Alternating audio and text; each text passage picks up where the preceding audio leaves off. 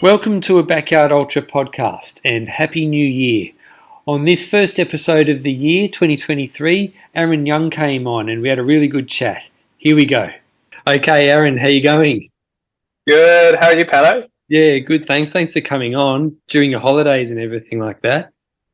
No, it's so exciting to be on here, and I've been listening to some of the podcasts, and they've all been great so far. So I'm really excited to actually get the call up.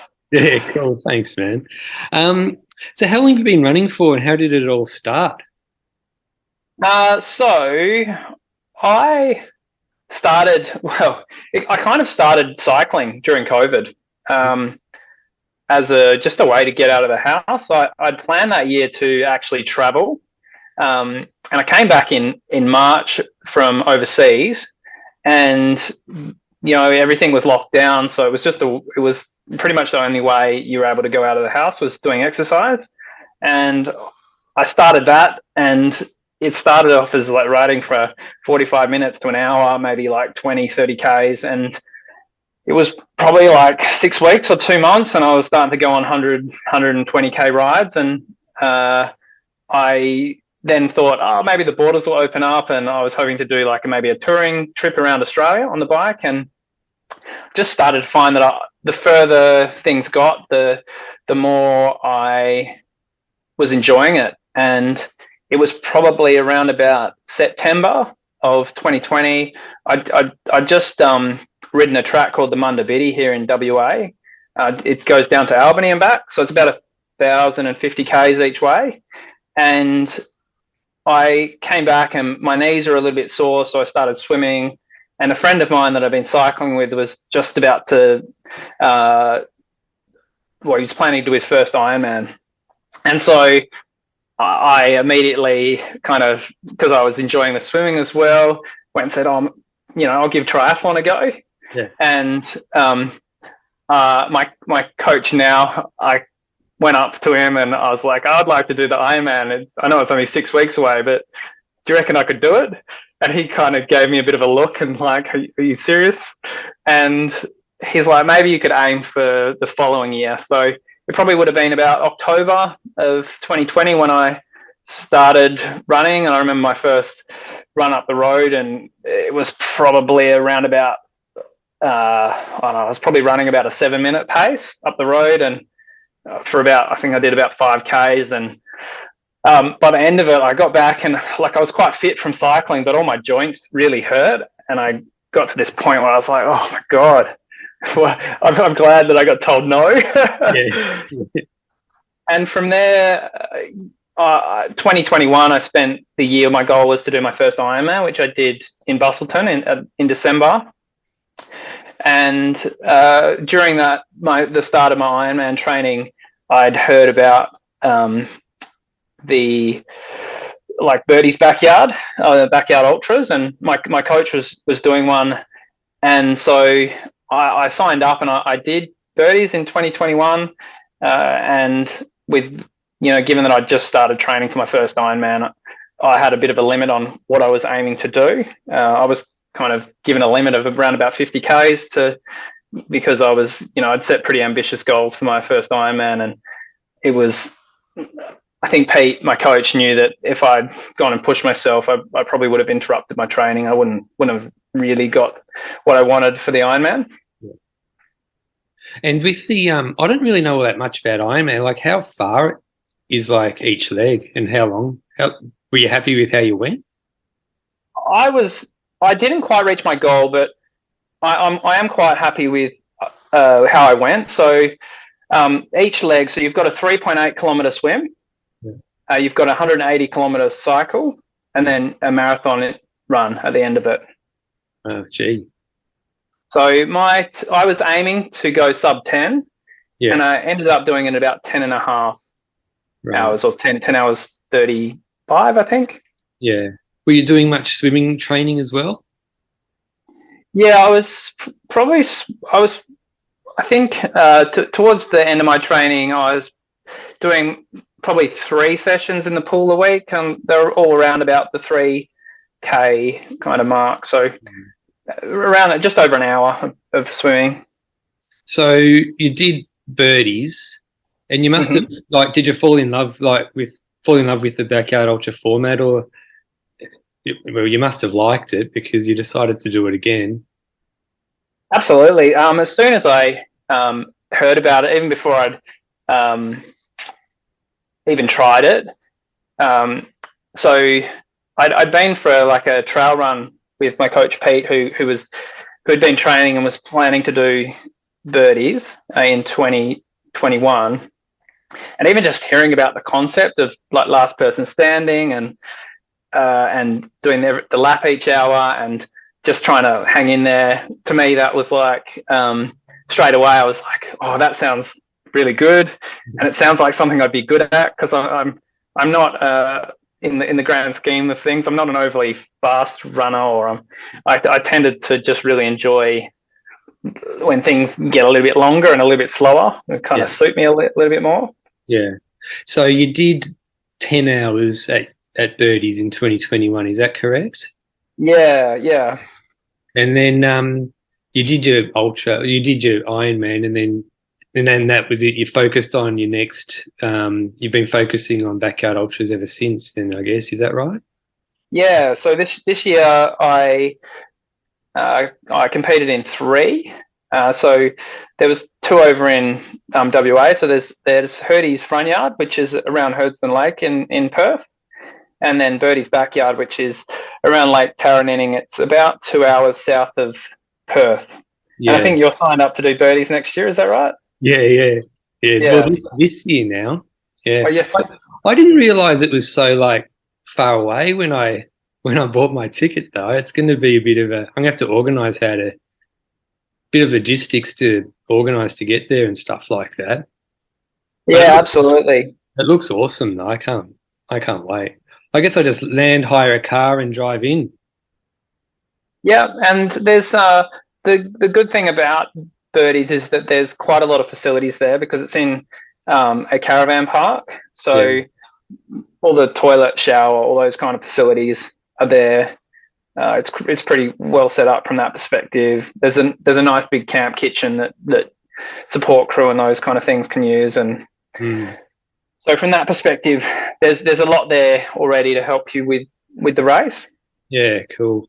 So I was so I saw that you did 10 hours on your first backyard ultra, and then you did 28 at Hurdy's, your next one. And I was thinking, oh, I wonder how he improved so much.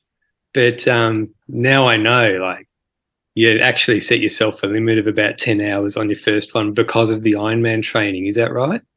Yeah, yeah.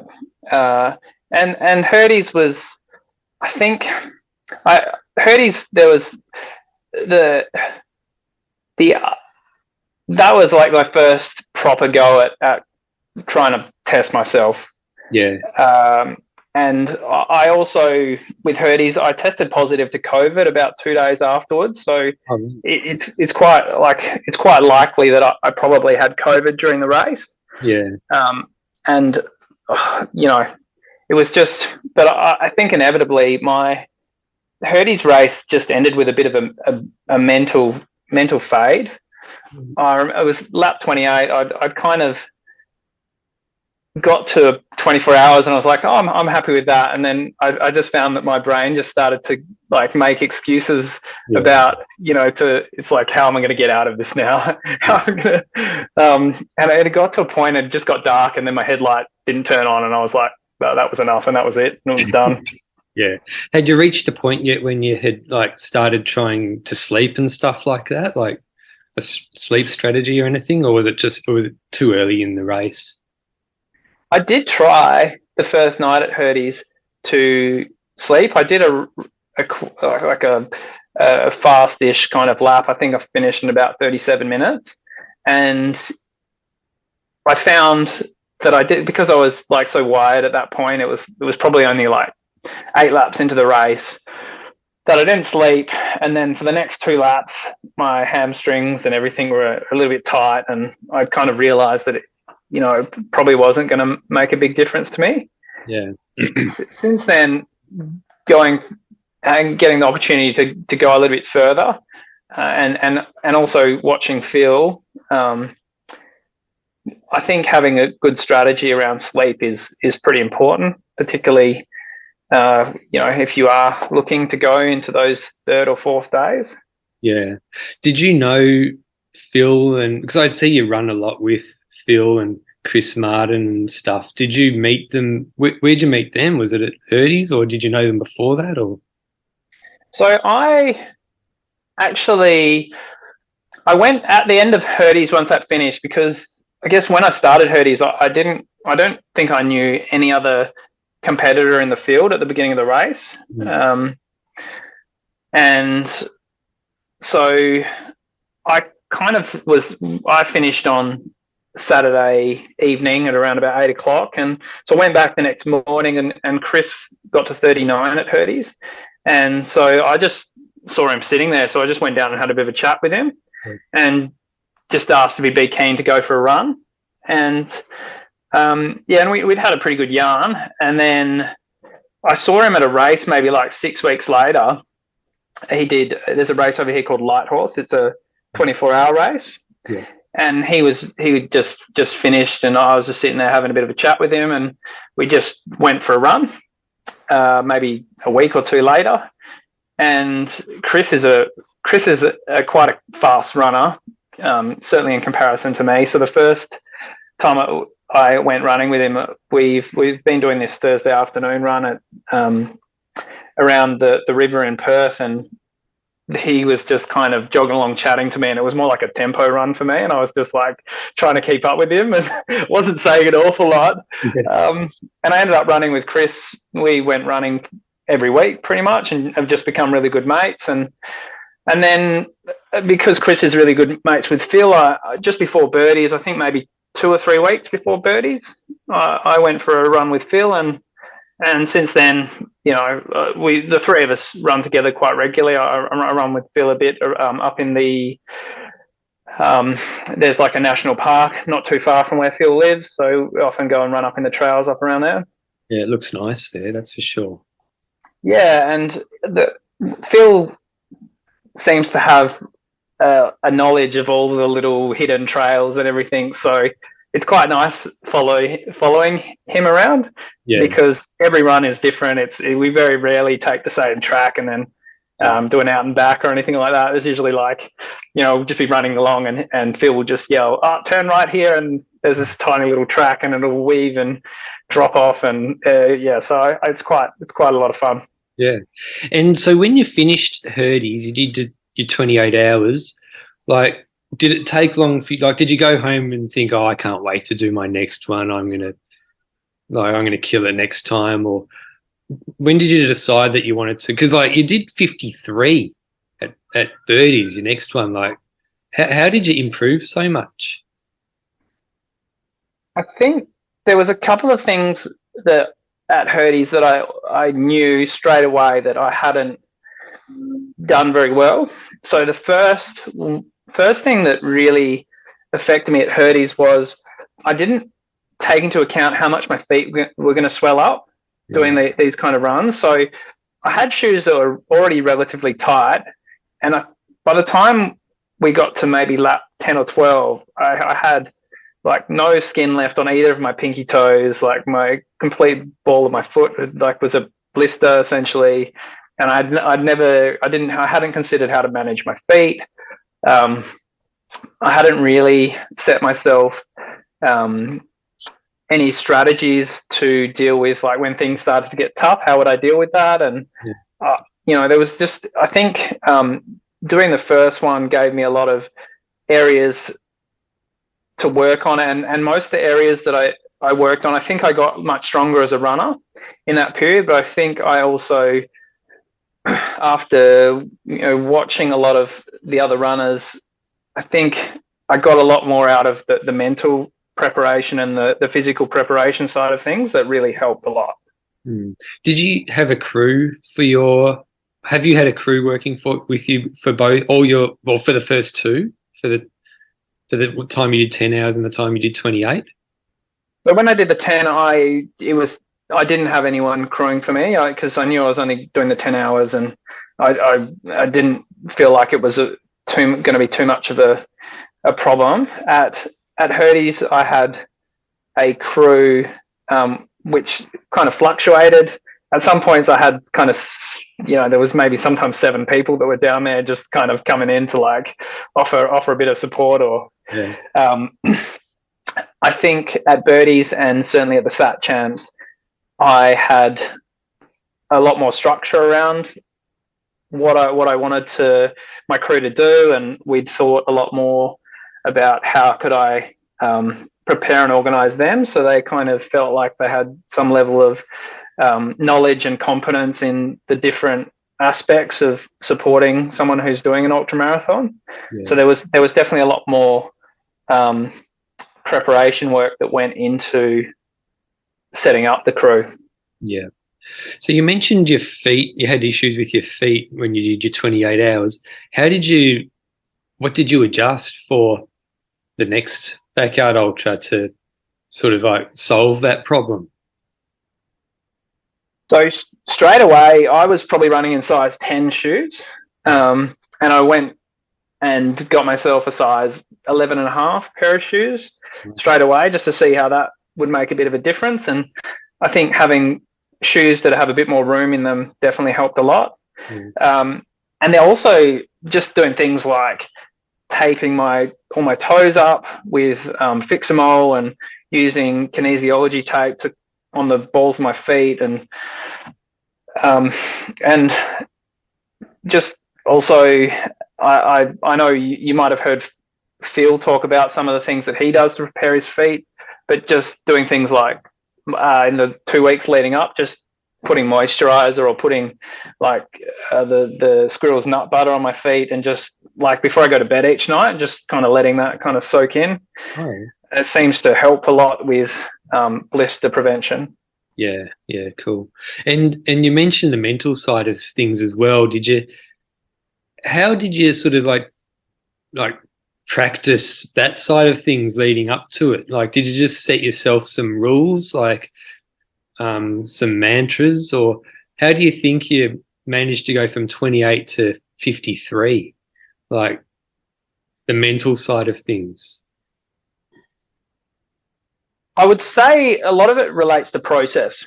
So there was a lot more thought into, because from that experience where my headlamp stopped working, then I just completely, like, pretty much just had a mental breakdown and just kind of spit the dummy and just walked back to the start. Yeah. I thought, okay, so what are some of the things that are going to actually take me out of the race? Yeah. And things like even trying to work out strategies for when you're starting to get to the end of the race and you're kind of borderline as to whether you're going to make it back.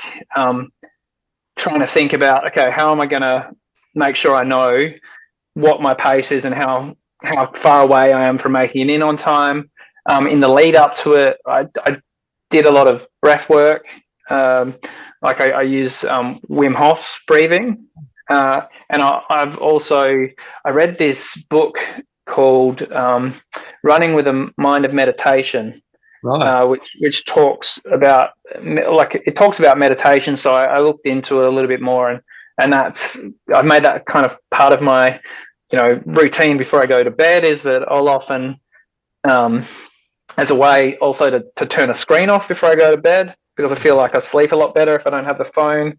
Is to kind of have a little bit of a routine before bed, which involves meditation. I like to try and read for maybe half an hour before I go to sleep as well, and just doing things like that to kind of make sure that I get good quality sleep, which I think helps in my training. Yeah.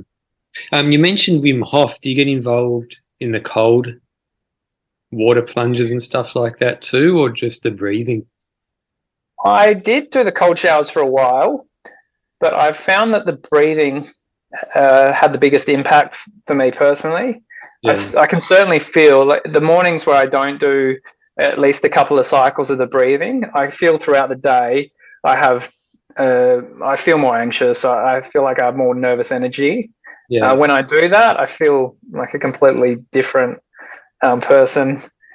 Although I realised that Birdies, because I was kind of set up in the same area as Phil and Chris, and I just started doing the breath work, and it didn't say to anyone, "I'm doing breath work, don't worry." And I'm sitting there doing all these deep breaths, and Phil's worried that I'm about to have a heart attack or something like that. It would look so strange. So, in what do you think? Like when you're going deep in your backyard ultras, what kind of things go through your head, like to keep you going through some hard points? So I found at Birdies that I'd put some kind of consequences in place for myself if I did just not give up and not time out. Yeah. And so I gave my crew permission to shave my head or to cut my hair however they wanted to cut it. Yeah. If I just gave up, and also I think some of my, like, I've got my good friend John who's crewed for me at every race this year. I also prepare him beforehand and say, look, I know that, you know, the encouragement actually doesn't help me a lot. When people are saying, good work, Aaron, good work, I tend to get more out of it when people just shut up and go and run, and or just like a very kind of almost just almost like speaking down to me a little bit. But I find that helps with my mental motivation. And I think John turned to me a couple of times at Sat Champs. When I was like, I don't think I can keep doing this, and he just turned to me and he just looked at me with a big grin, and he just goes, I flew over from Perth, motherfucker. You know, just get back out there. And I was like, fair call. Right. Yeah. And I don't think I said anything to him again for about 10 laps. Right. And what about nutrition and stuff? Is that something that you've worked on much for your backyard ultras? Absolutely. I found with particularly Birdies that there was a lot of things that I'd planned to eat that I either couldn't eat because, you know, your mouth gets really dry. Yeah. So I had a lot of, you know, simple carbs like bread and donuts and in there that I kept coming back and not eating what I'd set in my schedule to eat. Yeah. So I did try a lot of different things at the Sat Champs, and I think I kind of set it up so that I had options each time I came in, like a little snack box there was like 8 or so different options, and then every couple of hours I might get something cooked up and I found that definitely worked a lot better for me during the race. And I guess the other aspect of it is when you first start, when I first started doing this, I had no idea about how to eat to support, you know, recovery, like how did protein get processed through the body. I had no real idea about how to get the right nutrients and what are the right nutrients that I need to be thinking about. Yeah. So that's something that my coach Pete has really, we sat down maybe like a few days ago because we'd been talking about protein and recovery, and he went and did a bit more of a deep dive and kind of looked at, because I'm vegetarian and I don't eat a lot of dairy as well, is to look at some of the things that might be deficient in my diet because I'm vegetarian, and making sure that, you know, if I'm taking supplements or like, for example, calcium, and making sure that I'm getting the other parts in my diet so that actually gets absorbed into my system. Yeah. Do you use any like you know, like those powders that you mix up with water with electrolytes and stuff? Do you like Tailwind and stuff? Do you use any of that kind of stuff? I haven't used Tailwind because I found when I've used it that it didn't quite work for my stomach, but I tend to use more of the tablet ones like the Voos and the Bix kind of hydration, more so than Tailwind, just because I found those seem to work better for my stomach. Yeah. And I do, I do use like protein powders and whatnot just to kind of supplement protein in my diet.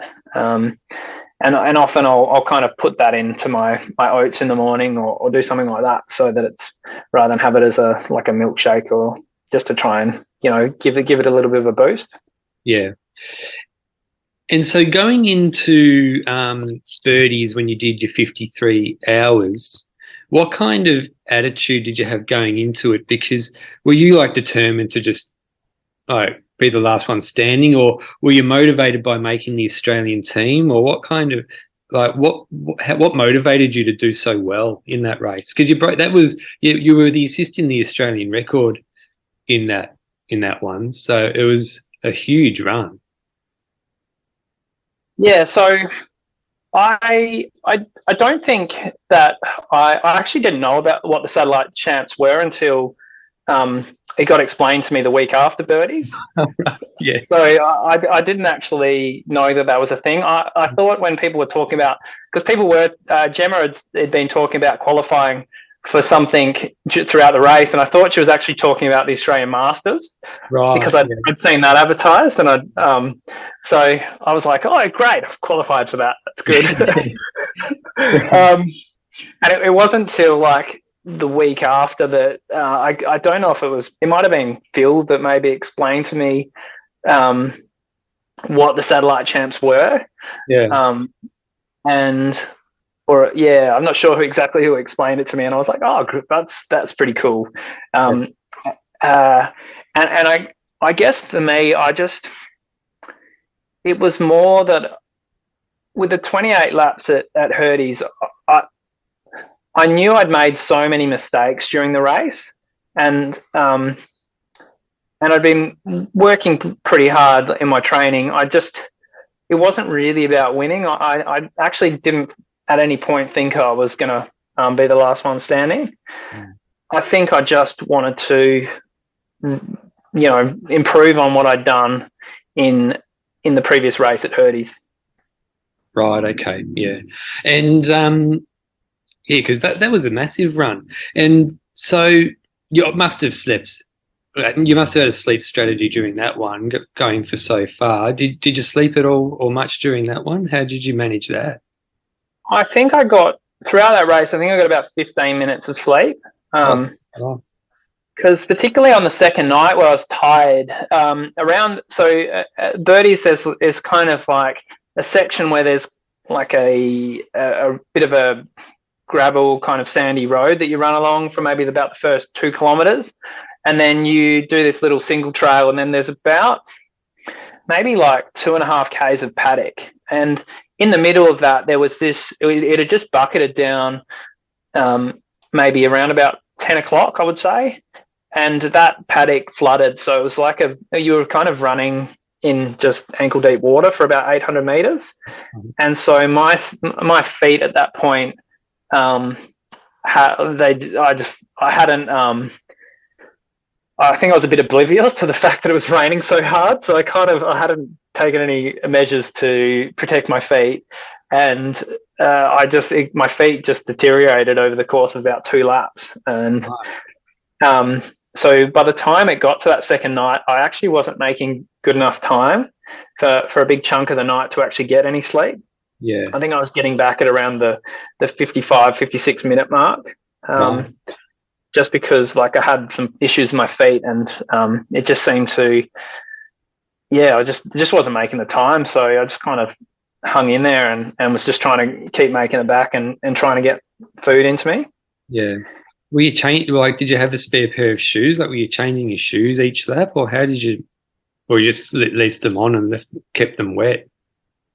Actually, the funny thing is I had 3 sets of waterproof socks in my bag, which I hadn't actually even considered to put on.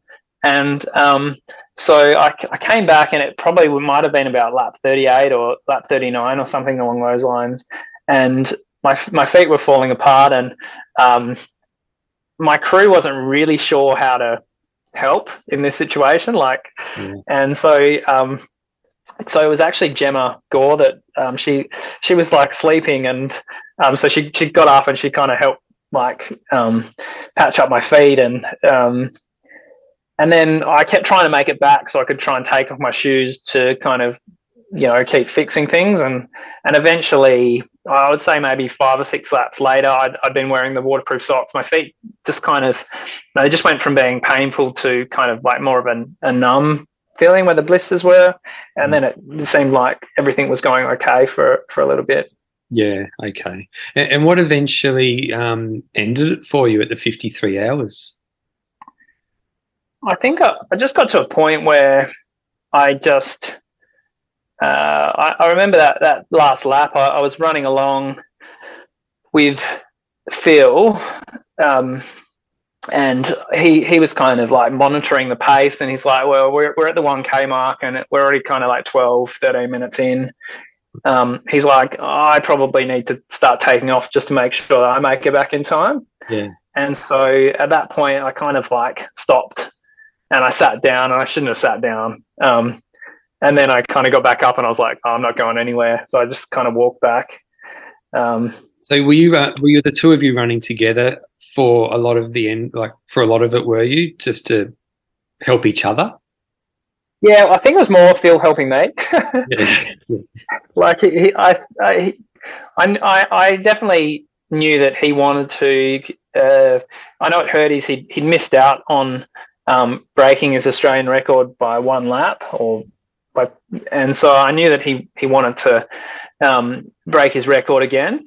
And so Jess pulled out at lap 45, and he immediately kind of jogged up next to me in the next lap, and he's like, "How you going? You need any help? What Yeah. What do you need?"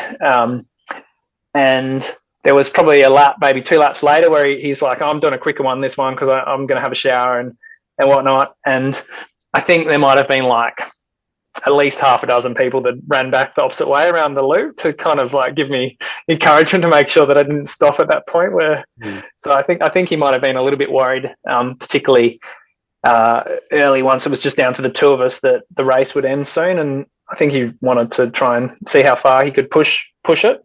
Yeah. Have you ever used showers as a between laps as something to do? I did it on the first morning at Birdies, and I found it to be. I gave myself like 25 minutes to have a shower, so I probably didn't need that much time. Yeah. But I did find that it certainly coming into that after doing the overnight, and it had been quite cold overnight. Having a nice warm shower did help to like warm up the body, and I felt really good for the next 5 or 6 laps after having a shower. Yeah. So the next race you had after Birdies was the Satellite World Champs. You mentioned a few times. What type of things did you do to prepare for that? So I tried to prepare reasonably similar to Birdies, and that I think that was maybe a mistake. Because it was the first time I'd ever had to back up after something like that in a reasonably short time. It was about 8 weeks, I think, between Birdies and the Sat Champs, and certainly Pete had recommended that I maybe reduce the amount of running that I do. But being, I kind of said, well, let's just, I wanted to run more, and I certainly think that was a bit of a mistake, because I think I had a lot of problems from the very, very early in the Sat Champs with my knees and my hips, and things that I don't think probably hadn't fully recovered from Birdies. And the other thing, I guess the other thing was just to really look at some of the things that didn't work about my food and my organisation at Birdies. So that it made it a bit easier for my crew to be able to, to assist me and to find things. Like at Birdies, I kind of had all of my stuff in maybe like 8 or 9 big waterproof kind of bags, and Often I'd come in and I'd ask for something, and they'd be like, "Okay, well, we'll get it for you when you go, and we'll find it by the time you get back on the next lap." So I'd seen Phil with a lot of like different organizers and ways to organize his gear, and he had labels on everything, and I was like, "Oh, well, it was a big focus to try and make life a lot easier for my crew to be able to support me with everything from making sure all of the medical kit with all the foot care stuff is like it's all in the same place as opposed to spread out over 6 bags, and just the things that you don't when you're putting all the stuff in, you're like, I've got it all there, but I didn't actually kind of think about how they might be using it. Did you have a van with you at the Satellite World Champs? Me and Chris hired a camper trailer, and we got it delivered there, which was there was a couple of like locals that hired them out, and they just delivered it there and set it up for us, and on the day. Yeah, it was great, and I think it cost about $150 for them to kind of bring it, set it up, pick it up, do everything, and so that made our lives a hell of a lot easier. Yeah, and did you have a shower in that one, and did you use it? I didn't have a shower during the Sat Champs, right. But we did often just when we're changing clothes, like do a bit of a wash with a cloth. Yeah. It was nice being in the camper trailer. Like at Birdies, it was probably similar kind of conditions at Birdies, but I was just in a marquee, so having a camper van that had a heating system and all those kind of things that you could kind of jump into in between laps was like absolutely a dream. Especially at night time, because it was pretty cold, wasn't it? Yeah, I think the third night, which by that point I was out, was probably the coldest night. Right, yeah. Yeah, so I think certainly there was the icicles on some of the windscreens, and yeah, so yeah. I thought it was. I knew it was going to be a little bit cold, and like I saw Ryan Crawford was packing a whole heap of cold weather gear, and I was thinking, I don't reckon it's going to be that cold though, but it was definitely that cold. It was freezing. Yeah, and I was going to say, and it's always that little bit, just as you're starting the lap, like you sit down for 5 minutes and then you get up and you're like waiting in the corral. That's the time as when you're in the race. That's really the tough time before your body warms back up. Yeah. Do you think you were impacted a little bit by the late start? It's hard to say. I know. But yeah, I didn't get a lot of great sleep, like for the couple of days before. So me and Chris flew over on the Wednesday, and we'd kind of hired this little room in Melbourne, so we could kind of have a day just to kind of do our shopping and everything. And so this room was like really, it's like a, the single beds were almost like there was probably like half a foot between them, and then there was like a foot on the other side for our bags to sit in. So it was a pretty tight environment, and but I think but I don't think I really slept that well in the couple of days in the lead up to it. Right. And it probably contributed a little bit to Chris not sleeping well. He always tells his story. There was one night where I'd been laying in bed for about 3 hours, so I just got up and I was just scrolling through my phone, and I had a packet of chips next to me, and I was hungry, so I started eating the chips. So the next morning, he'd actually videotaped me, and you could just hear me, and there was like, the sound of a chip. It was like, and then like 3 minutes later, it was like, and he's like, "How did you think I couldn't hear that?" I'm like, "Oh, I'm so sorry, mate."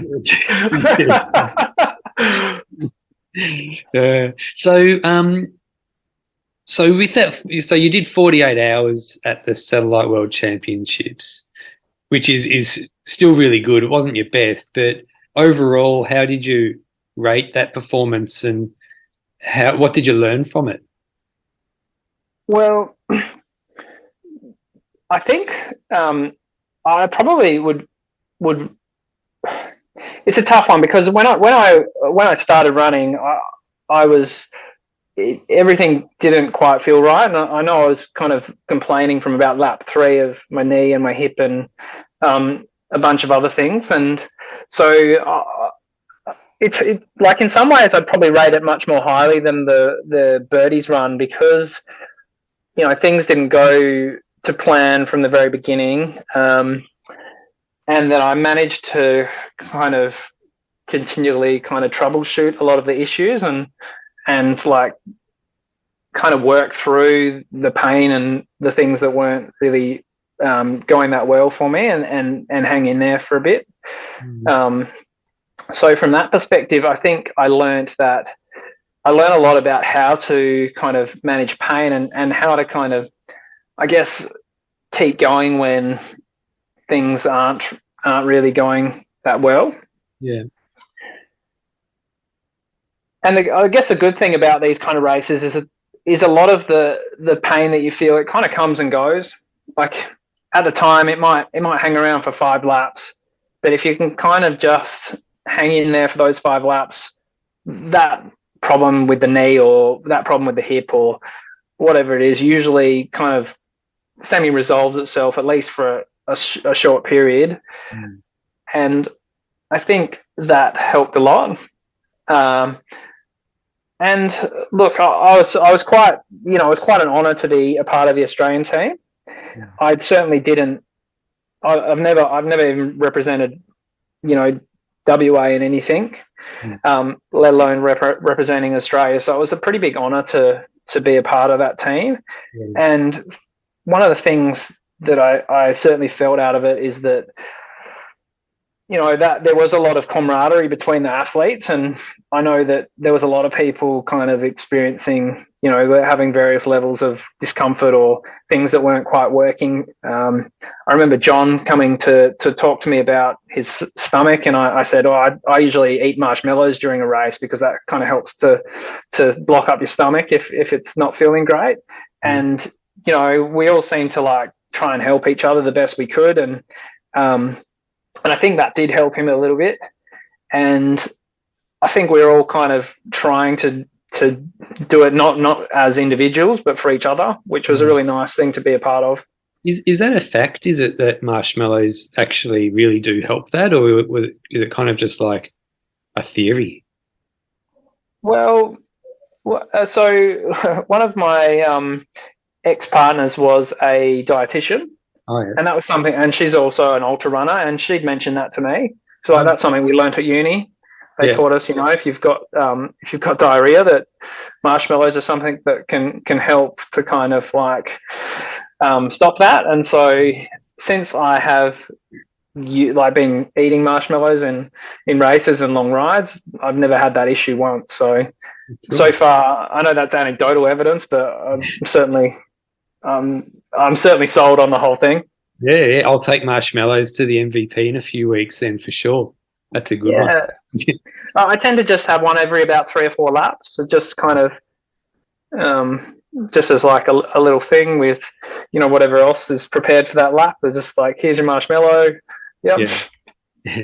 What about gels? Do you use them? I try to stay away from things like gels in these longer events. From my first couple of long bike rides, I found that eating too much sugar, I tended to get these really kind of super acidic burps, and they were quite painful. And I've certainly, if I was doing like a half marathon, I wouldn't have any problem taking gels to during the race. But I try to eat as much real food as possible when I'm racing. I find that helps a lot. I see you're still on the at-large list for bigs. Like you're still, that 53 you did at Birdies, that still qualifies you to go to bigs later this year. Will you go if you make it? Oh, absolutely. If I am on the list, I will definitely take that opportunity because, like you see a lot of the there's a lot of runners that are going that, you watch when I was first starting to run, I would watch YouTube videos of, and these people that are like world-class runners. So to be a part of that group, it would be a great honor, I think. Have you been following it, like checking like results overseas and stuff to make sure that you don't drop off the list? Not really. I don't think the 53 is going to be enough to be on the list at the time of the qualification period ends. The way it is, I reckon that it's almost certainty that I'll get knocked off the list. With 53, I might get a late call up if someone says, I'm not going, and spots roll down. So I think for me, the focus really needs to be on making sure that I kind of put myself at least halfway up that list, which I think of the 40 that are on the that didn't get the golden tickets, I think 63 gets you to kind of the middle of the list at the moment. So I'd say it, like Birdies, I'll be wanting to make sure that I can get to at least 63. I'll certainly be since I've started doing this, my goal has been to get 72 laps. Right. Yeah. 72 yards. Even at Birdies, that was originally when I did it the first time, that was my goal. And like that kind of stemmed from during, like, early in 2021, I was looking at joining the army and applying for commandos. Right. And so I know, like, a part of the test that you do to get accepted, the last kind of 3 days of it, you get tested and worked, and you're not really allowed to sleep. And so to me, that kind of is kind of an equivalent to prove to myself that I wasn't allowed in because of a number of different medical conditions, and I've had a knee reconstruction, and I've had various problems with shoulders and surgeries on shoulders. So I wasn't deemed appropriate from a medical standpoint, but I still would like to see if I could test myself and go to that 72-hour mark. Yeah. That sounds like David Goggins at Bud's kind of training thing. Yeah. It's kind of, I think a lot of the special forces kind of soldiers get tested in that manner. Yeah. And how long ago was that you were considering doing that? That was the beginning of 2021. Right. And it's funny you mentioned David Goggins. I'd read his book, and I listened to a lot of his, I'd watch his videos on YouTube, and I was like really interested in it. To me, that whole mentality of like really trying to push yourself, and like the way that he looks at discipline and various other things really resonated with me, and I was looking for something like that would allow me to kind of, I guess, express myself in that way. Yeah. Yeah, I love Goggins. I reckon Goggins is one of the main reasons that got me into running. I reckon, like, hearing him on the Joe Rogan Experience, I thought, I never even knew like you could do things. Like, I thought when things got hard, you quit, and then I thought, oh, what, you keep on going when things get hard? I can't believe I didn't know that it really clicked with me when I listened to him for the first time. Yeah, and I think it does click with a lot of people.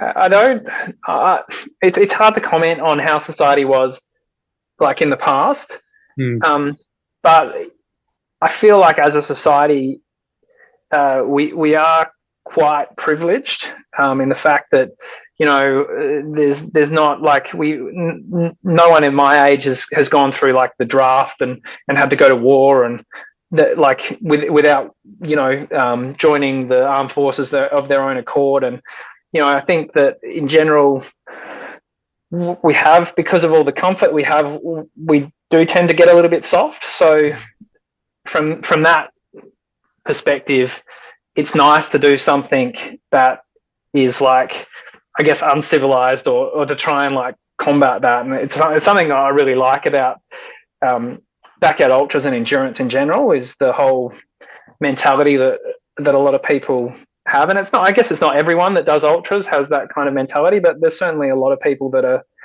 really into things like to people like David Goggins, and I know at Birdies there was a few people running around with David Goggins in there, and they were just listening to him on repeat in their earphones, and like, why not? I think it's great. Yeah, cool. Are you going to do the Australian Masters this year? You mentioned it before. Like, are you going to do it? I'm down to do the Australian Masters. Yeah. And so that's my plan.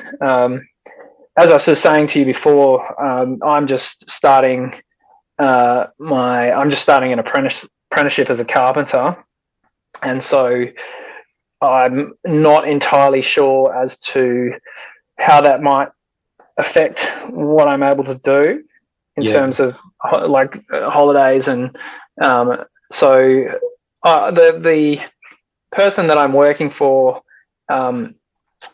his name's also Aaron, seems like a really reasonable person, and has said, look, I before I agreed to take on the apprenticeship, we did speak about my running and my racing. So it's going to be a little bit of a balancing act for me as well, just to make sure that that I guess, one, that I don't take the piss and set myself up to do too many races and take too much time off, and to work out with him about, because if, let's say, Tennessee is a realistic option, it might mean taking 3 weeks off, and it'll be a little bit of a conversation that we might have to work through a little bit later in the year. Yeah. How's your training going right at the moment? My training at the moment has been going pretty well. I had a bit of a break from running for about maybe a month, or maybe five weeks, before I actually got back into structured training after the SAT champs, realizing that after Birdies I kind of rushed myself back into training, and it probably wasn't the best. It probably didn't work out the best way for me. So I did I didn't do a lot of cycling, but I did a few kind of I went and did a bit of cycling with a few friends that were kind of in the last little bits of training for the Ironman. At the moment, though, everything seems to be going in the right direction. I just, I'm certainly a much quicker runner than I was at this time last year. Yeah. I think my 5K times dropped by over a minute in the last 12 months, and I did a race with Chris Martin on Saturday night, a race called Sandman 50, which is like 50 Ks. It's from from Dunsborough to Bustleton and back along the beach. So we did it as a bit of a team, which was really fun. There was lots of water crossings and obstacles to little jetties and stuff to go under and around. And so it's the first time I'd ever run on the beach, and it was a lot of fun. Yeah. And so you ran the whole 50 Ks, did you, or was it like a relay? So we did half each. So I ran the first leg, and then Chris ran back. Yeah, cool. Sounds good. And so Birdies is next. Have you got any new strategies that you want to try or test, or anything like that? I think the biggest things that I'll be focusing on Birdies is in the lead up to it is preparing myself for heat. Like the last time there, it was probably low 30s, but in March in Perth, it's not uncommon for us to have days in the high 30s or even low 40s. So there'll probably be a little bit of preparation. I'm going to try some different ways of cooling myself down when I get hot. I've been talking with my coach about what we could maybe do around that. Maybe we were talking about maybe seeing if we can get a slushy machine or something down at the race.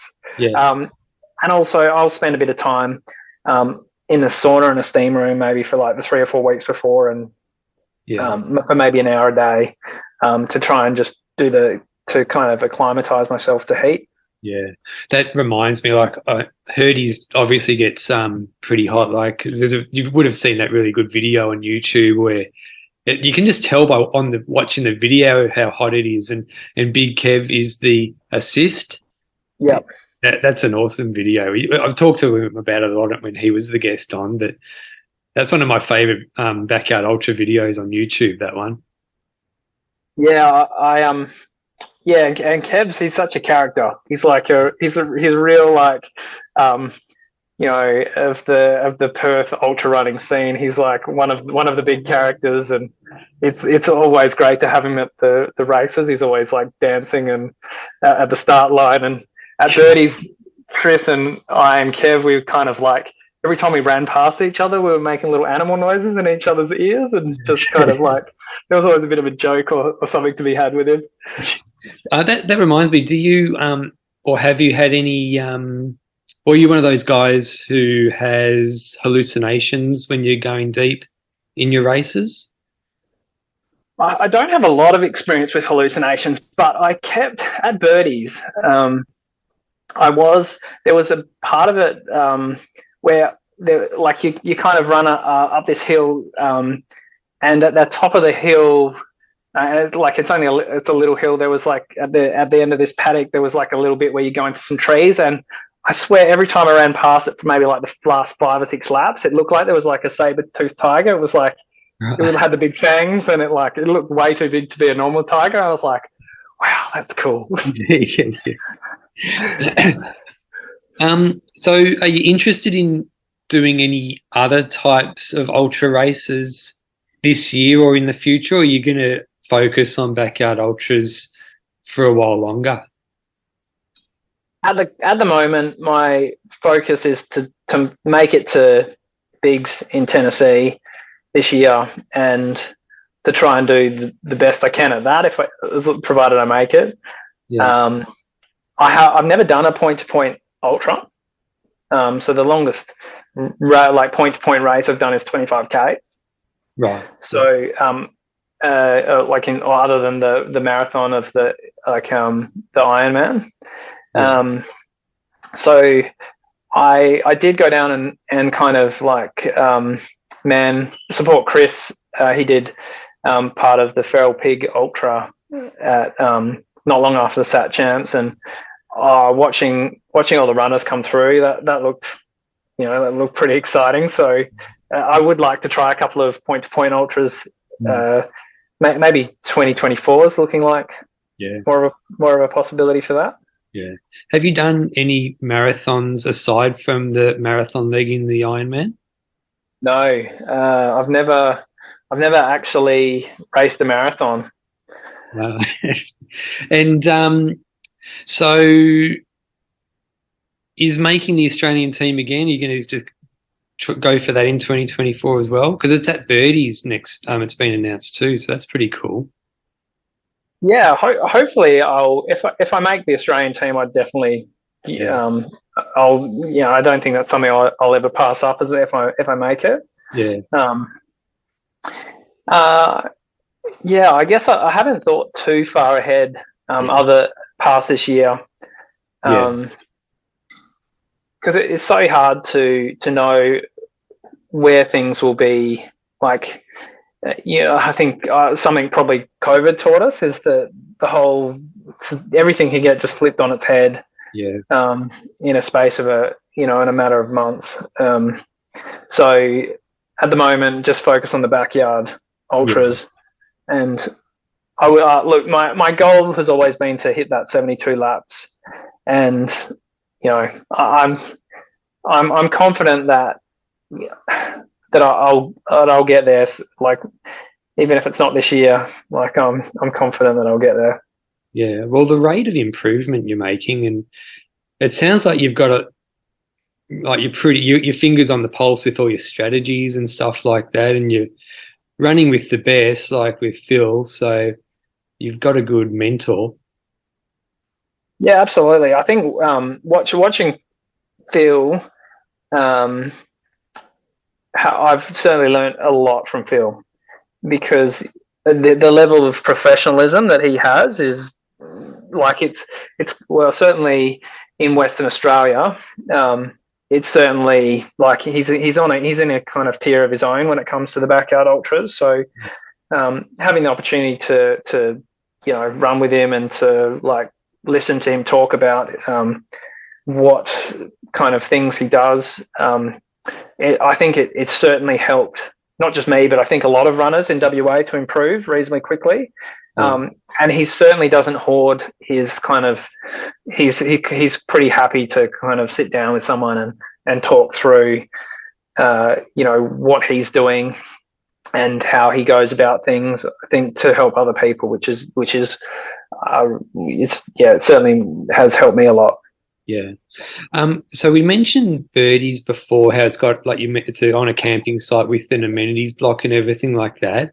How do you imagine that the world champs, also the satellite world champs, will be set up when it's there? Like, do you think it will be set up around that amenities block so people can utilize the showers and the indoor section, and they're not going to have to rely on their own marquee as much, perhaps? Or do you think it won't really be like that? Well, so provided it's the last 2 years when I've been down there, the finish line for the lap is pretty much right next to the toilet shower block. Yeah. And there's also like a little bit of a shed and some marquees that were set up for people to use who didn't have them. Yeah. Generally the kind of scale of the events that Sean usually runs are like pretty big. Like Birdies, I think there's 300 people in it this year. So like the scale of them is usually pretty big. So I'm not exactly sure how exactly it's going to look when there's 15 athletes competing. Yeah. Because I reckon it will be a big advantage if they can utilize that amenities block and have it set up like that. Because I know the Belgium team, they had that's how they set up, and that's how one of the reasons why they did so well, because they didn't have marquees. They just went into like a hall and had everything set up in there. Yeah, I don't know. I certainly in the past, like most people have been set up in a marquee or a little camper trailer or something like that along the way. In the last, right, like there's usually, I think it'd be about 50 to 60 meters between the finish and the start of the next lap at Birdies. So I mean, you'd expect that probably most of the runners would have a little space right in between the start and the finish. So they kind of directly off the track from there. Yeah, cool. And it's a kind of it's a beautiful place to run around as well. Yeah.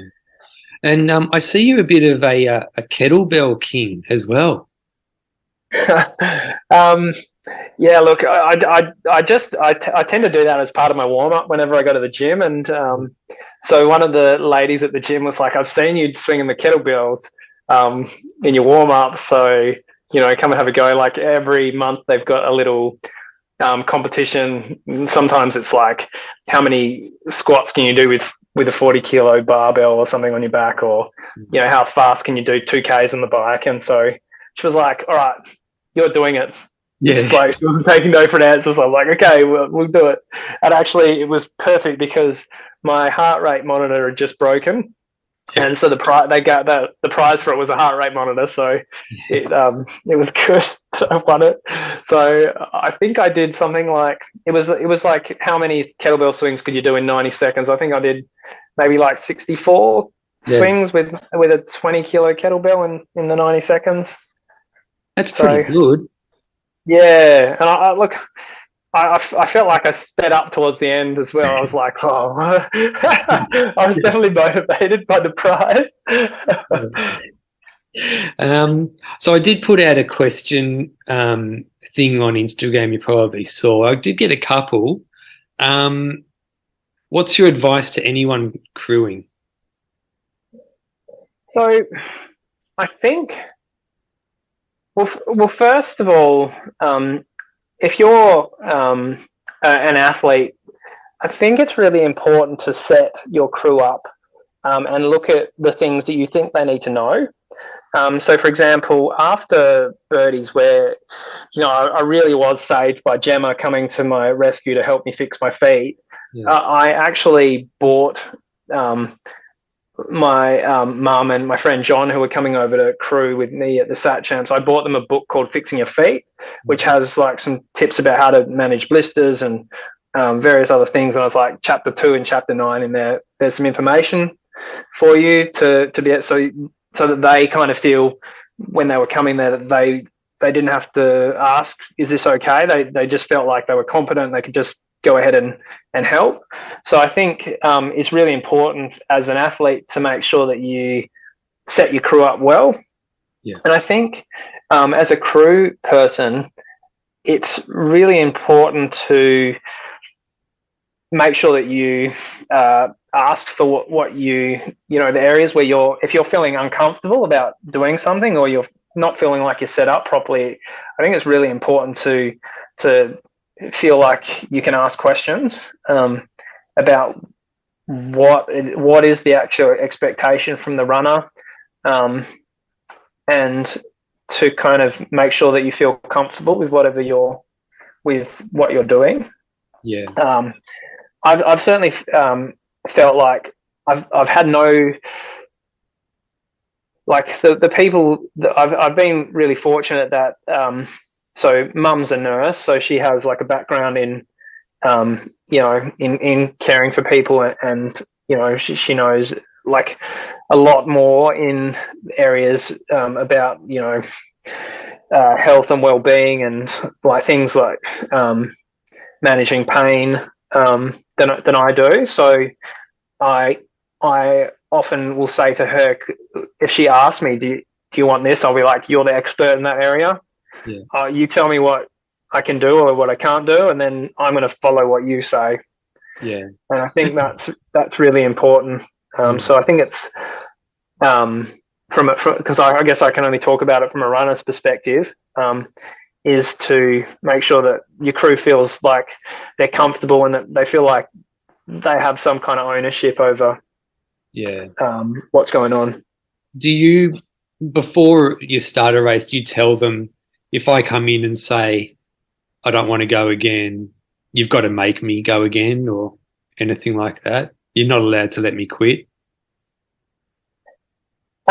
Yeah, certainly. If it's just me giving up, which in all 3 cases it has been, then absolutely, I would just and my friend John is really good at it. He kind of is quite like humorous when he just tells me to get back out there. Yeah. And being around Gemma as well in the last few races, like she's also really good at being like, no, get up, off you go, bye bye. And I find that really helpful. I have, like, in my kind of spreadsheet, I also have a set of questions for my crew to ask, like relating to various different, like things like rhabdo and hypernatremia, and like all these different kind of health things, and like questions for them to ask, like to identify if I'm often, you hear stories of runners who kind of push themselves too far, and so I think it's important for them to be able to kind of, if there is some kind of concern that there's actually a legitimate medical reason for them to actually pull you out, you kind of need to prepare them also with that information, because as a runner, you don't want to be thinking, is there something going on here? You just want to be trying to run. Yeah. So do you have an example of what kind of questions you have written down for them to ask? Like all sorts of like I've even things like, have you gone to the toilet in the last 2 laps? What color is your urine? Like just even asking things like that. Like if I'm talking about aches, they'll try and get me to describe it the best that I can, so they can kind of work out whether it's just like a whether it's just general soreness, which is when you're 48 hours into a race, there's no way around it. You're going to be sore, or you're going to be tired, or there's going to be a lot of challenges that you're facing. But just to kind of, and it's also for them to kind of work out how to manage it. And often when I came back in at the Sat Champs, if I was kind of complaining about something, I know Mum and John would kind of like look it up, and they'd just kind of, if they didn't have, wasn't sure what was going on, they'd kind of get onto Google, and they'd kind of look up, okay, so what might be going wrong here? How could we kind of problem solve? And then when I got back in the next lap, they're like, we think this might be what the issue is.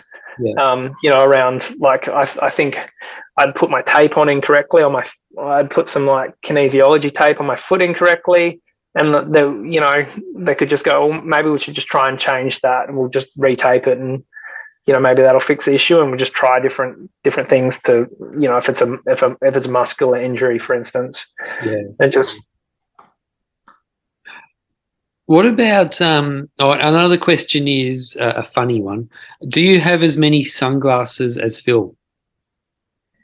No. The answer is I generally have one or two pairs, and the only reason I would have two pairs is because I'm tragic at losing like my gear. So at least if I have at least one spare, then I don't have to go without. Yeah. Cool. So we've got Birdies as a definite. Do you have any other races that are definites this year, or are you going to wait and see what happens at Birdies and go from there? Look, I'm hoping that I'll be at the Masters and also at Big Dog's backyard in Tennessee. They're the three races that are on my calendar at the moment that I'm planning to do. Yeah. And other than that, there's no other races that I'm certainly aiming towards. It's fun in training to do some of the shorter kind of trail races that you see. The Perth Trail Series has some fun races over winter, and I'll probably do a few shorter ones in the middle of my training, just as a bit of a fun thing. Yeah, cool. Yeah, that's awesome. Hey, thanks for coming on. I'm really looking forward to seeing how you go at Birdies and watching what you do this year. I'm really hoping I'll make it to the Masters, so hopefully we'll be able to run together there.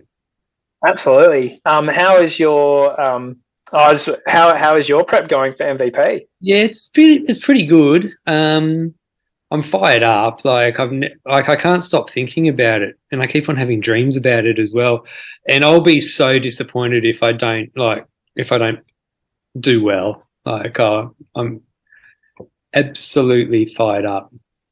You wouldn't believe. So, yeah, I've been thinking about it a lot, and I think I'm going to do well. I'm going to say that now. I'm going to do well. Yeah, and what you said that you want to make it through to the second morning, is that well? Correct? Yeah, look, I'd love to make it through 2 nights. It starts at 7:00, so it's definitely doable. And it's a pretty tough course in the middle of summer as well. So if you're making it through 2 nights, you're definitely going to be one of a handful of people left as well. So, yeah. The course, because it's got about 170-ish meters of elevation. Yeah, it's something like that. And the biggest hill is in direct sunlight as well. So it's pretty grueling.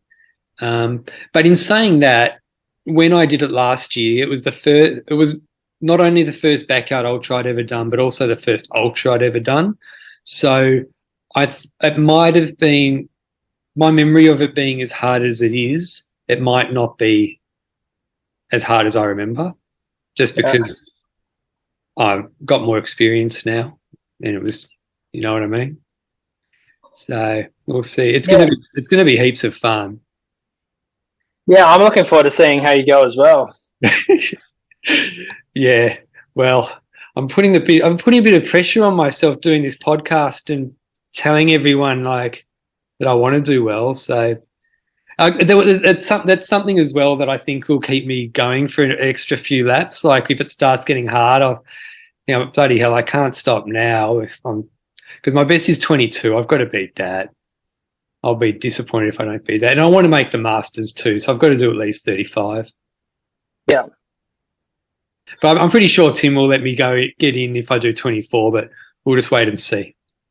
Yeah, no, let's say 35 at least. Yeah. Like,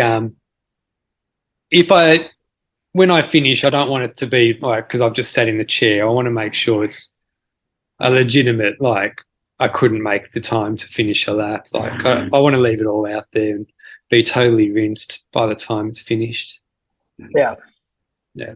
We'll see. Oh, I'm excited though. I'm going to make sure my girlfriend's there with the camera and she'll be tracking the whole thing on the Instagram account too. So, and have you got a couple of people coming down the crew for you? I haven't. I've got at least one. Like, my girlfriend's pretty keen on doing it, and I will ask a couple of other people if they want to come down and help and give her a rest too. So, yeah. Yeah, I'm sure you'll have tons of people wanting to come down and help, and probably. Yeah. Well, I'll put the call out now. If anyone wants to come down and help as well, they're more than welcome. That would be great. Awesome. Yeah. Hey, have you been on a run today yet? Yeah, I went for a little run this morning. Just ran 10Ks and I came back along the beach. So I ran like 5Ks out along the footpath and then kind of turned down and then ran on the beach for a little bit. Yeah. Which is. And you're on holidays at the moment, are you? You're not at home? Yes. Yeah, so I'm down south at the moment, staying in Bustleton.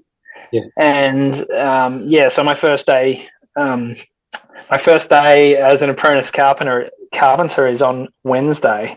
So 2 days from now. So it's exciting to have that coming up. Yeah, awesome. Well, all the best with that as well. Thanks for coming on, and we'll keep in touch for sure. Hopefully we'll bump into each other during the year. Absolutely. Thanks so much, Pato. No worries. Have a good one, Aaron. If you've enjoyed this podcast, it would be awesome if you could share, comment, like, subscribe, all of that. If you've got any feedback, shoot me a message. Hope you have a great day. See ya.